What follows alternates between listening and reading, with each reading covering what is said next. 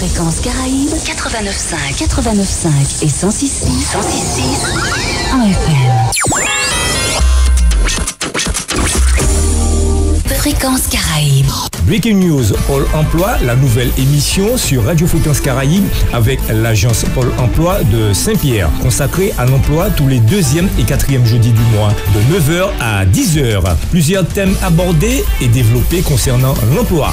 Breaking News Pôle Emploi sur Radio Fréquence Caraïbes, en partenariat avec l'agence Pôle Emploi de Saint-Pierre. C'est aussi la présentation des entreprises et leur secteur d'activité, leurs besoins en termes de recrutement. Alors, gardez l'écoute.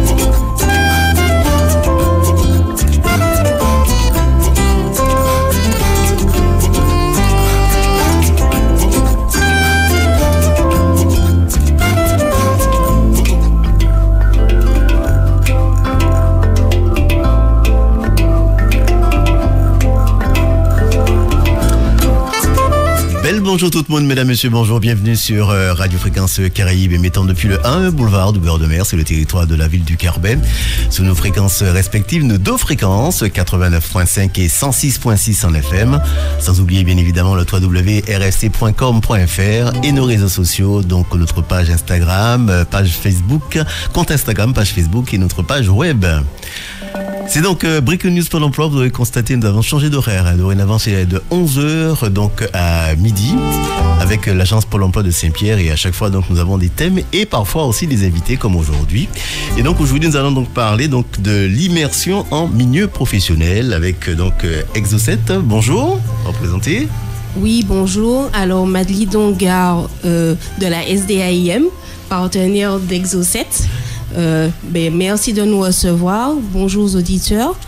La SDAIM, qui est un diminutif, parce que notre nom est tellement grand, je vous le donne quand même, qui est stratégie de développement, d'accompagnement sur la mutualisation par le management. D'accord ? Très bien. Et cette structure qui est basée à Casse-Pilote depuis plus de 6 ans intervient principalement sur le développement associatif sur la côte nord de la Martinique.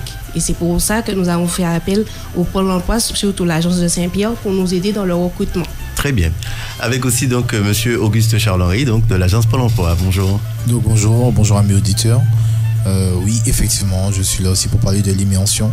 Donc les évolutions dans l'immersion, puisqu'on a connu l'immersion papier, maintenant on tend vers le digital avec de la mise en immersion directement par le web. Très bien.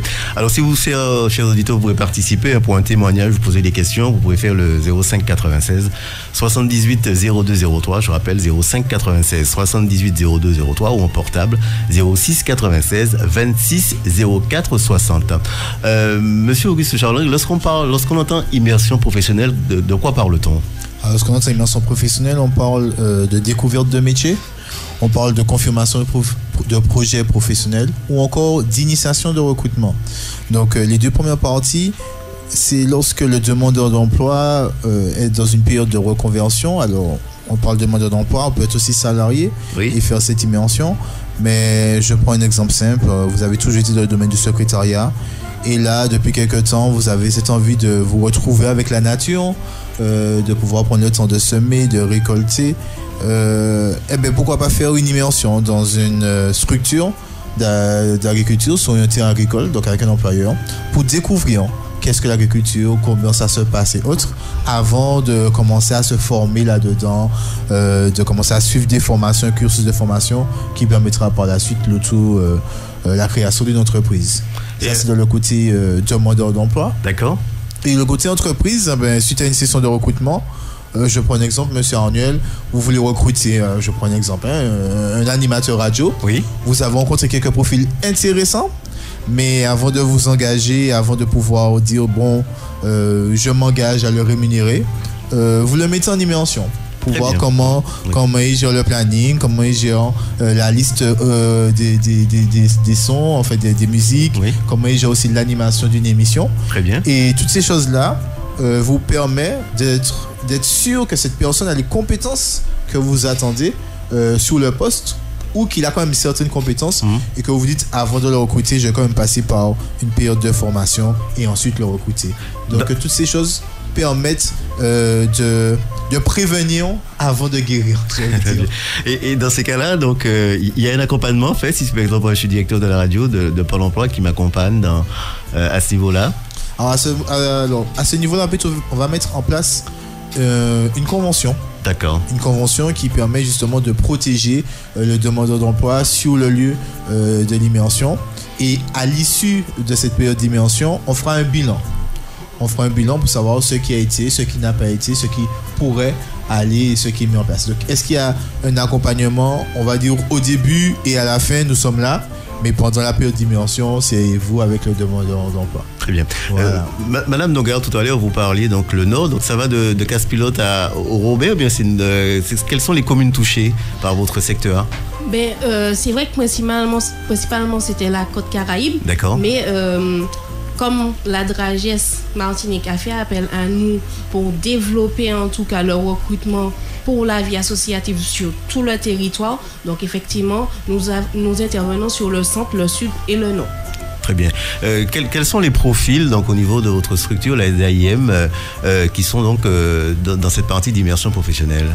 Alors en ce moment, ce sont les jeunes. Nous recrutons des jeunes, d'accord, de 16 à 25 ans. Oui.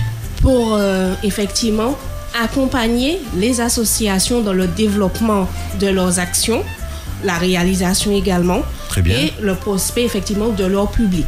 Très bien. Et tout ça, en fait, ça permet aux jeunes de se créer déjà une expérience, Oui. et par la suite lui permettre de découvrir des talents cachés qu'ils ne soupçonnaient pas. Très bien. Les jeunes que vous parlez dans cette tranche d'âge-là, comment ça se passe concrètement? C'est-à-dire que, alors, on rappelle que c'est les associations, hein, c'est très important de le rappeler. Oui, totalement. Tout type d'association, hein? Oui, d'accord. c'est ça. Alors, comment ça se passe concrètement? Quelle démarche? Alors, Quelle est la démarche? La première démarche pour ces jeunes, effectivement, qui veulent intégrer en tout cas la structure, Oui. c'est vraiment de s'inscrire déjà sur l'agence du service civique, puisque en fait ce sont des jeunes en service civique. En service civique, Donc d'accord. ce sont des volontaires. Et à ce moment-là, ils retrouvent en tout cas les missions qui sont proposées sur toute la Martinique, hein, quel que soit le domaine. Pour nous, c'est la solidarité parce qu'on vise les associations. Et ils postulent chez la SDAIM pour déjà avoir un entretien avec nous, qu'on puisse se rencontrer, avoir en tout cas leur motivation, et par la suite on procède effectivement au contrat d'engagement du service civique. Très bien. On dit ça plutôt pour Pôle Emploi, je ne sais pas si on dit ça pour vous. Votre portefeuille, vous travaillez avec combien d'associations approximativement en tout cas? Alors, nous avons quand même plus d'une dizaine d'associations pour l'instant, Oui. qui sont très demandeurs parce qu'on a fait un rapport par rapport aux besoins qui ont été établis par les associations qui ont répondu en tout cas à notre appel, et nous avons une dizaine d'associations qui recherchent en tout cas des jeunes pour intégrer la structure en vue d'accompagner le développement des actions. Très bien. Sous cette dizaine-là, qu'est-ce qu'ils demandent comme profil de jeunes? Qu'est-ce qu'ils souhaitent? Ce sont des jeunes qui sont motivés, quel que soit effectivement le parcours scolaire. C'est plutôt la motivation qui est retenue. Et à ce moment-là, en étant sur le terrain, il y aura effectivement une prise en charge au niveau formation. Oui. Parce qu'on accueille le jeune en service civique. Mais Oui. il y a des formations qui sont obligatoires, comme le PSC1 et la formation de civique citoyenne, qui leur permettent en tout cas de connaître les bases de la Vous pouvez citoyenneté. préciser PSC1 pour les gens qui nous Alors écoutent? oui, PSC1 c'est les premiers secours. Oui, Donc c'est la d'accord. formation de premier secours, ce qui est obligatoire. Pour le service civique. Et très pratique et intéressant puisque... Totalement, Ouais. totalement. Parce que bon, on n'est pas à l'abri Bien sûr. d'un problème, ça peut toujours servir. Et ensuite, les jeunes sont en action et ils mettent en place les actions avec les associations Et ils peuvent aussi proposer, en rapport en tout cas avec les valeurs de l'association, une action. Et D'accord. l'association jugera de la faisabilité ou pas de l'action. Très bien. Le lien que vous avez justement avec monsieur qui représente Pôle emploi, avec Pôle emploi, quel est-il? Pôle emploi nous fournit en tout cas, d'après ces fichiers, des jeunes qui sont susceptibles D'accord. d'être intéressés dans un premier temps. Et après, en collaboration, Pôle emploi et la structure, un accompagnement pour le développement du projet professionnel du jeune. Comment ils sont déterminés, monsieur Auguste Charlery, ces fameux profils que vous proposez à la SDIM? Alors depuis aujourd'hui pratiquement un an, D'accord. on a une conseillère qui s'occupe des D'accord, jeunes d'accord. à travers le dispositif contrat engagement jeune. Et donc ces jeunes, par rapport à leur projet, peuvent être proposés aux structures comme la SDIM pour pouvoir justement intégrer la SDIM dans le cadre de le développement de leur projet, donc en commençant par les services civiques et après contrat ID, autres, voilà. Donc c'est vraiment la personne principale, mais après il faut savoir que ce ne sont pas tous les jeunes qui sont dans le contrat engagement jeune, donc on a aussi d'autres collègues qui s'occupent des jeunes, Oui. mais c'est vrai que la première ligne qu'on prend, la première ligne directrice qu'on prend, c'est d'abord voir ces jeunes qui sont dans ce dispositif, comment ils sont par rapport à leur autonomie face au marché du travail, et ensuite leurs profils sont proposés à la structure SDIM. D'accord.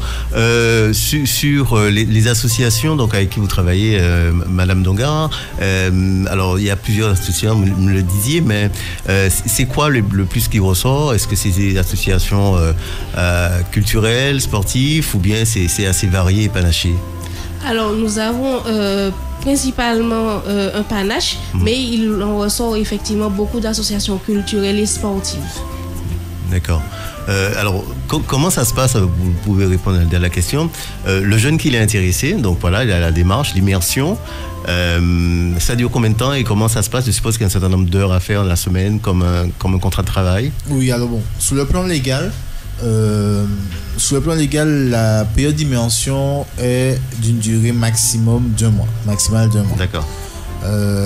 Faut quand même savoir que nous sommes conscients, lorsque la demande vient de la part d'une entreprise, que nous ne pouvons mettre en place une immersion de mois de manière réelle et concrète dans le sens où pendant cette période la personne n'est pas rémunérée. Il y a une convention qui est mise en place, mais il n'y a pas de rémunération autre que en fonction de la distance entre le lieu de domicile et le lieu de l'activité, une aide à la mobilité. Mais sinon, à part ça, ça ne touche pas aux allocations, que ce soit allocation solidaire ou sociale, allocation retour à l'embauche, quel que soit, ou encore ceux qui sont bénéficiaires du RSA. Ça ne touche pas leurs allocations, ça impacte leur dossier de recherche de travail. Mais donc on est plutôt sous des périodes de 1 semaine à 2 semaines, voire 3 jours, ça dépend du profil et de l'activité proposée. Et aujourd'hui, il y a 2 manières pour les mettre en place. Mais aujourd'hui, on privilégie la manière dématérialisée parce que beaucoup plus rapide, beaucoup plus efficace. Donc en ligne. Donc en ligne, sur le site immersion-facile.beta.gouv.fr. La structure s'inscrit dessus, le demandeur d'emploi s'inscrit dessus. D'accord. Et il peut le demandeur d'emploi, faire sa demande à la structure parce que la structure accepte de recevoir des postes en immersion. Donc il fait la demande à la structure accepte.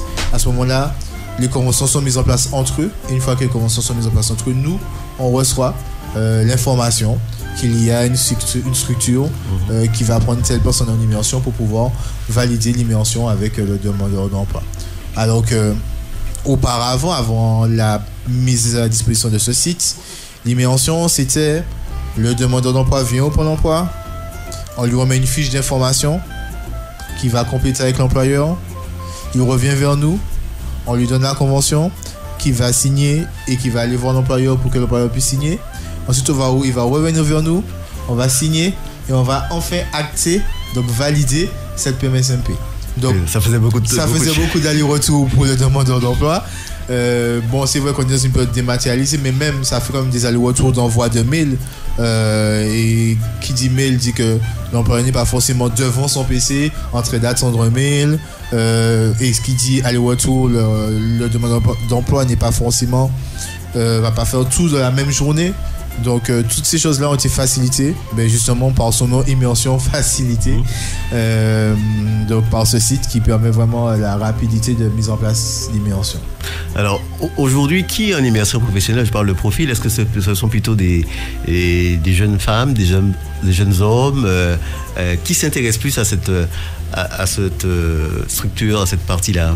Écoutez, c'est vrai que il y a peut-être un regain au niveau des hommes. On a principalement des hommes, effectivement, qui nous contactent. Oui. Donc, c'est assez varié, mais c'est vrai que on a essentiellement, en tout cas, des mineurs. D'accord. On a essentiellement des mineurs et on doit effectivement, du fait qu'ils soient mineurs, donc scolarisés, il y a un processus de convention, comme disait M. Auguste Charlery, qui est fait par rapport du fait qu'ils soient mineurs, avec une entente avec les parents. Bien sûr. Il y a la scolarité qu'on ne peut pas négliger, donc il y a les horaires à aménager par rapport à la présence du jeune. Et c'est vrai que c'est pas toujours évident. On ne peut pas forcément accueillir tout le monde, même s'il y a bonne volonté. Mais c'est vrai qu'il y a essentiellement des jeunes hommes maintenant. D'accord. Comment vous, parce que là, on m'a dit tout à l'heure qu'il y a une dizaine d'associations avec qui vous travaillez, vous continuez à faire des démarches pour encore avoir beaucoup plus... L'idée aussi, c'est peut-être ça, d'avoir d'autres associations dans d'autres secteurs. Totalement. Et comment ça se passe, les démarches à ce niveau-là? Les démarches à ce niveau-là, c'est vrai qu'on prend contact directement avec les élus en charge de la vie associative des communes. D'accord. Pour qu'ils puissent nous faire remonter, effectivement, les associations qui sont actives, mais celles aussi qui sont en sommeil parce qu'effectivement, elles n'ont pas assez de bénévoles ou le temps par rapport à la recherche des bénévoles. Donc ça peut réactiver aussi l'association. Voilà, c'est ça. Mais c'est principalement le contact avec les mairies, puis ensuite les élus en charge de la vie associative. Donc comme ça, on organise régulièrement des conférences pour apporter l'information aux associations de ce qui est mis en place pour pouvoir les aider. Et c'est de là qu'on ressort effectivement le nombre d'associations qui ont besoin de bénévoles ou de main-d'œuvre pour la mise en place et la réalisation de leurs actions. D'accord, très bien. Sur le M. Auguste Charlery, alors si par exemple le jeune qui est en immersion, donc on m'a dit un mois, c'est ça à peu près, imaginons que tout se passe bien, quelle est la suite pour une fois qu'il sort en immersion? Alors généralement la suite c'est une embauche. D'accord. Alors dans le cadre de la demande, quand la demande vient de l'employeur, le plus souvent c'est une embauche. Donc en fonction de la situation, sera la mise en place d'une action de formation, préalable au recrutement. D'accord. Si on a vu qu'il y a des besoins de formation, soit une embauche directe, soit une embauche directe. Ça, c'est en fonction peut-être de la compétence de la personne, c'est ça? Exactement, en fonction des compétences analysées sur la période d'immersion. Donc il y a cette possibilité de mettre en place une action de formation. Et si les compétences sont vraiment comme le veut l'employeur, on passe sur une immersion directe. Parfois, ça peut être une immersion directe, ça peut être une immersion directe avec des aides qu'on appelle le CIE, en fonction du profil, de la situation, aussi de l'arrêté préfectoral. Bien. Madame Longa, oui. Alors, c'est vrai que pour, en tout cas, appuyer ce que M. Auguste Charlery dit, et ça me permet de continuer, en tout cas, sur mon intervention. Nous, après l'immersion, comme on sait que ce sont des jeunes, ils n'ont pas forcément tous déjà une expérience et ils ont peut-être du mal au niveau de la présentation, au niveau avec les recruteurs. Donc, on met en place un parcours d'accompagnement pour favoriser en tout cas leur bien-être et puis aussi la prise en main de tout ce qui est plateforme numérique pour qu'ils puissent après être au fait de l'actualité et se débrouiller par eux-mêmes. Donc c'est pour ça qu'il y a le parcours anti-temps pour moi qui est mis en place par la SDAIM, qui est un dispositif qui est fait sur 12 semaines avec diverses activités. D'accord, très bien. Qui leur permettent de développer en tout cas leur talent caché, favoriser leur estime de soi et en même temps ils ont des immersions en entreprise, donc d'autres entreprises, pour toujours gagner en expérience. Très bien, donc ils ne sont pas comme on dit lâchés dans la nature. Hein. Pas donc, du tout. Il y a vraiment un suivi, quoi. Exactement. Et ce parcours leur permet, avec des ateliers, comme je vous disais, tels que yoga, danse, jeu d'échecs, de développer la stratégie, l'analyse, l'esprit d'équipe. Et puis, il y a l'élocution, le comportement aussi en entreprise. Et puis, ils ont aussi des ateliers nutritifs. Donc, tout ce qui est savoir comment consommer les produits locaux, surtout. On est plutôt resté sur le local. Donc, nos produits locaux qui sont mis en valeur avec une diététicienne qui les accompagne pour savoir consommer les produits, pour qui ils sont bons, parce que chaque individu a des caractéristiques, en tout cas santé physiologique différentes. Et il y a effectivement un professionnel qui intervient sur la prise de parole en public et puis de manière générale sur de la vie de tous les jours, parce que il y a quand même des bonnes manières à avoir et ça se perd. Donc le parcours est fait dans ce sens-là. Comme ça, après, ils entrent en tout cas sur le marché du travail avec un panel en tout cas d'ateliers qu'ils pourront effectivement mettre en pratique après l'immersion chez nous au travers des associations quand ils sont en mission dans les associations et puis après sur le marché du travail. Très bien. Fréquence Caraïbe, la radio de la Côte Caraïbe. Breaking News Pôle Emploi, la nouvelle émission sur Radio Fréquence Caraïbe avec l'agence Pôle Emploi de Saint-Pierre, consacrée à l'emploi tous les 2e et 4e jeudis du mois, de 9h à 10h. Plusieurs thèmes abordés et développés concernant l'emploi. Breaking News Pôle Emploi sur Radio Fréquence Caraïbe, en partenariat avec l'agence Pôle Emploi de Saint-Pierre. C'est aussi la présentation des entreprises et leur secteur d'activité, leurs besoins en termes de recrutement. Alors, gardez l'écoute.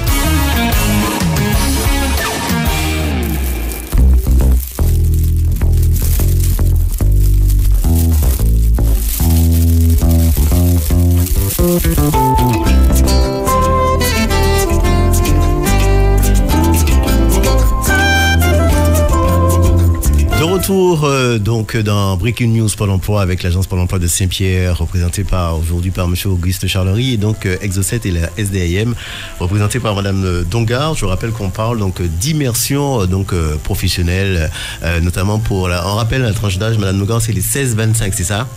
Exactement, c'est ça. 16-25. Est-ce que vous avez des remontées des jeunes justement qui ont fait des immersions et quels sont les retours en tout cas les retours que vous avez eus? Vous avez des exemples à donner? Alors, récemment, nous avons un jeune effectivement qui a terminé son immersion et qui là est en emploi. Certes, ça sort hors du cadre du dispositif prévu, mais le fait d'être en emploi pour nous c'est déjà une vraie victoire parce que comme ça au moins il ne retourne pas en tout cas à stationner au Pôle emploi pour attendre une action de formation haute. Il est en emploi et on a des nouvelles régulièrement parce que il voudrait pouvoir être accompagné sur un projet futur qui est la création d'entreprise. Très bien. Est-ce qu'on sent aussi la question pour les deux, aussi un engouement de ces jeunes-là qui viennent se renseigner, d'aller sur le site dont vous avez donné, on va leur rappeler tout à l'heure le site, parce qu'il y a ça à leur disposition, c'est pour aussi sortir de ces problèmes de difficultés de chômage, liés au chômage. Est-ce qu'on sent aussi une espèce d'engouement des jeunes de façon spontanée en disant, en plus ça ne coûte rien de faire une immersion professionnelle? Effectivement, on a plus de jeunes, en tout cas depuis l'après-Covid, qui recherchent effectivement. Donc parfois, ils sont reçus au Pôle emploi, mais ils ne sont pas trop attentifs. Donc après, ils recontactent leurs conseillers pour avoir les bonnes informations concernant les plateformes sur lesquelles aller s'enregistrer pour être repérés. Et effectivement, les plateformes fonctionnent mieux maintenant depuis l'après-Covid. Parce qu'avant, c'était la phase, ils contactaient directement l'entreprise avec l'envoi de CV et lettres de motivation. Mais, comme M. Auguste Charlery le disait tout à l'heure, les emails peuvent passer à la trappe.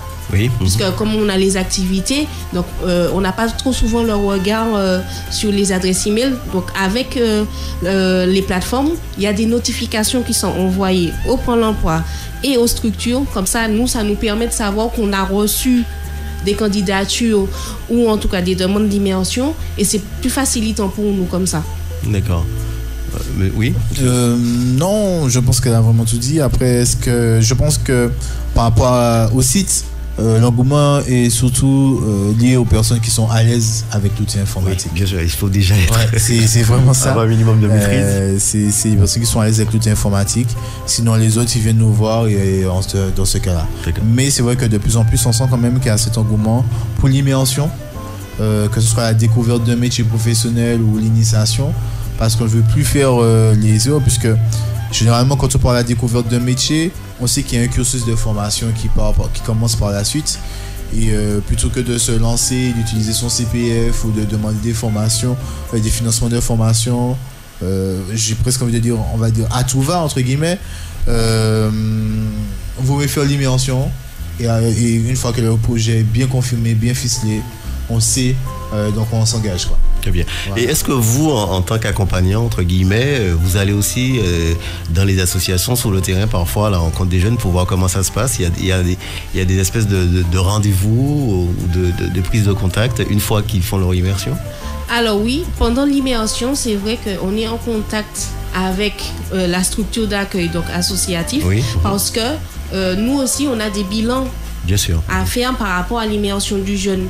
Avec le Pôle emploi, on doit faire un bilan suite à l'immersion qui permet de savoir effectivement les tâches qui ont été attribuées à ce jeune, comment il s'est senti et, si possible, quelles sont les orientations à prendre par la suite. Soit retourner dans une autre structure ou carrément, s'il dit qu'il veut intégrer cette structure, donc tout le bilan est fait pour donner suite au parcours futur. D'accord. Et améliorer les choses, évidemment. Exactement. Très bien.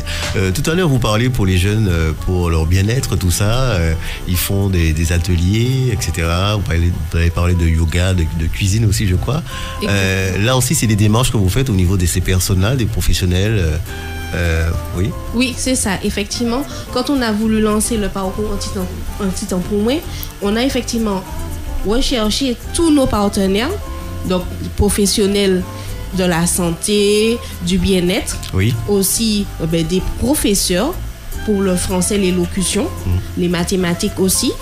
Et ça nous a permis d'élaborer un programme bien ficelé pour, à la fin du parcours, vérifier quels sont les apports, puisque le jeune, il part d'un point zéro pour nous, et on l'accompagne tout au long du parcours à s'améliorer et à aussi compléter ses connaissances et ses compétences.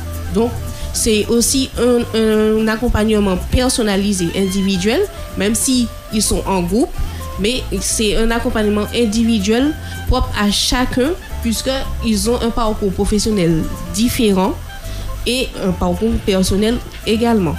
Donc, il y a tout un accompagnement pour ça. D'accord. Très bien. Donc, dispositif, donc, tu appelles immersion donc, en milieu professionnel. C'est un dispositif qui existe depuis à peu près combien de temps grosso modo? Alors, le dispositif d'immersion en milieu professionnel existe depuis très longtemps. Oui. Depuis très longtemps. Il a changé de nom. Avant, ça s'appelait immersion en milieu de travail, donc IMT. D'accord. Et ensuite, c'est devenu période de mise en situation en milieu professionnel. Vous savez, pendant qu'on aime bien les acronymes. Donc, voilà. Donc, on appelle PMSMP. Pour aller plus vite, donc c'est période de mise en situation en milieu professionnel. Ça a été revu au bout du jour pour faire attention justement à ne pas faire du travail dissimulé. Et puis nous aussi, chargés des relations entre conseillers, chargés des relations entreprises, on fait attention à ce que ce ne soit pas du travail dissimulé, mais bien la confirmation d'un projet avec du recrutement à l'issue pour le recruteur ou d'une mise en place de formation. Donc oui, c'est là depuis un petit moment, mais ça tend de plus en plus à se développer puisque aujourd'hui, chaque seconde compte, puisque comme on dit, le temps c'est de l'argent. Donc voilà. Très bien. Et puis c'est vrai qu'il y a beaucoup de jeunes, il n'y a pas que beaucoup de jeunes qui sont donc aussi en difficulté, qui ont besoin de s'en sortir, et c'est un moyen de s'en sortir. C'est un moyen de s'en sortir, et puis prouver qu'on fait des immersions. Alors, d'un point de vue du demandeur d'emploi, c'est aussi prouver qu'on est là, qu'on est actif, même si on a du mal à trouver du travail. Et puis, ne pas hésiter aussi à multiplier les... Ok, j'ai fait une immersion d'agriculture, finalement ça m'a pas plu, je vais faire une immersion. Ah d'accord, donc le jeune peut faire plusieurs... Oui, plusieurs immersions peuvent être réalisées bon à savoir, oui. par le demandeur d'emploi ou le jeune, avant de se dire, bon, j'ai fait une immersion, j'ai usé mon quota d'immersion. Non, il n'y a pas de quota d'immersion. On peut faire des immersions sans qu'on n'a pas vraiment trouvé son projet professionnel, on peut y aller. Par contre, le contraire, c'est l'employeur peut faire plusieurs demandes d'immersion pour une même personne. Ah, d'accord. La personne a décidé que ce sera 2 semaines. On peut pas revenir et demander encore une semaine supplémentaire. Très bien. On a mis 2 semaines en place, on prend une décision. Je vais prêcher pour ma paroisse. Si on prend le jeu d'animation à la radio pour faire de l'animation, mais qui ne se sent pas bien, est-ce qu'il peut demander une animation pour faire de la technique, par exemple? Oui. D'accord. Oui. Si au cours de l'immersion, il a vraiment vu que de l'animation et que ça a duré 1 semaine, on peut remettre en fonction de la situation une convention en place pour l'aspect vraiment technique, préparation de la lit, de la piste audio, des choses comme ça. Ça sont des choses qui peuvent être possibles. Pour un exemple, quelqu'un qui a été cuisinier, qui a été qu'en cuisine, finalement il fait une immersion sur le poste de barman, on n'y voit pas d'inconvénient là-dessus, quoi. Vous voyez? Mais nous dire qu'il a fait une immersion sur la cuisine et on veut le remettre encore une immersion sur la cuisine. Voilà quoi. Pas trop d'intérêt de faire son exactement. Très bien. Très bien. Donc immersion professionnelle, on va bientôt donc terminer avec, je rappelle, Madame Dongaran de la SDAIM, Exo 7 aussi, parce que c'est quoi il faut le dire. Alors 2 mots justement sur ces structures. Donc on rappelle que vous êtes basé à Casse-Pilote, c'est ça? C'est ça, exactement. Nous sommes à Derrière-Enclos, donc derrière le stade de Casse-Pilote, depuis près de 6 ans. Et nous avons pour les 2 structures, en tout cas, principale action, l'accompagnement en tout cas des demandeurs d'emploi, des jeunes, des salariés en conversion professionnelle et même les seniors qui veulent rester en activité. Donc on met en place des parcours pour favoriser en tout cas l'inclusion, parce que nos seniors sont plutôt isolés maintenant une fois qu'ils sont à la retraite et on ne veut pas qu'ils perdent cette habitude d'être en collectif. D'accord, très très bien. Mais ça pourra faire l'objet d'un sujet de Breaking News pour l'emploi. Sous votre, vous les accueillez donc, vous dites à Casse-Pilote, sur vos horaires d'ouverture. Alors les horaires d'ouverture de nos locaux sont de 8h à 16h.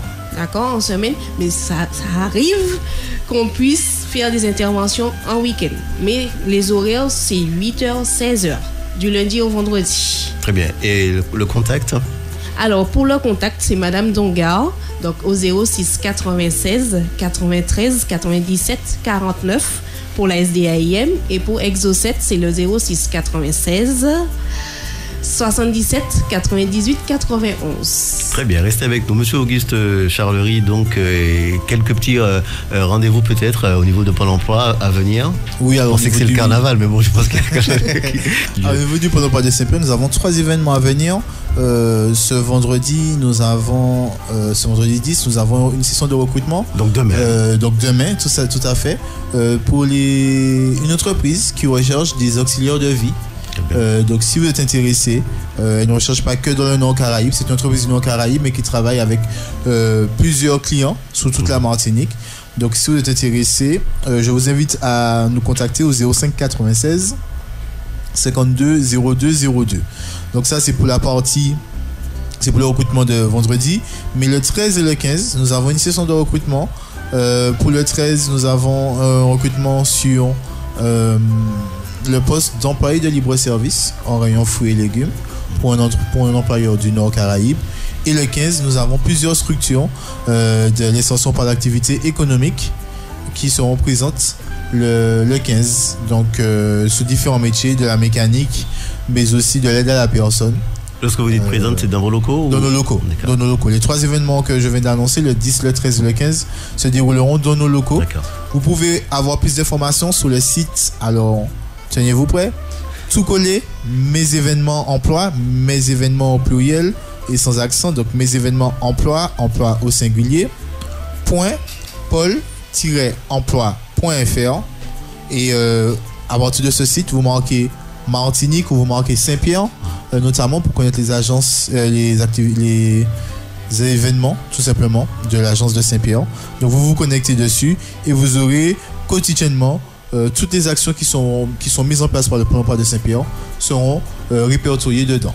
D'accord. Voilà, donc je reprends le site. Mes événements emploi, tout collé, donc mes événements au pluriel, emploi au singulier, .pôle-emploi.fr. Et pour toute information complémentaire liée aux différentes sessions de recrutement, en plus de ce site, vous pouvez quand même me contacter au 05 96 52 02 02. Très voilà. bien. Autre chose à rajouter? Non, c'est tout. Donc merci Madame Dongard, donc Merci de la SDIM Exocet, et Monsieur donc Auguste Charlery, donc de Pôle Emploi. Oui. Ah oui, finalement, autre chose à rajouter, c'est le site que je veux rappeler, le site pour l'immersion facile. Donc c'est immersion-facile.beta.gouv.fr. Juste ça que je voulais rajouter pour l'immersion facile. Voilà. Merci beaucoup donc Madame Dongard et Monsieur donc Auguste Charlery. On parlait donc d'immersion professionnelle. On se retrouvera donc à la fin du mois de février pour une nouvelle Breaking News Pôle Emploi. À bientôt.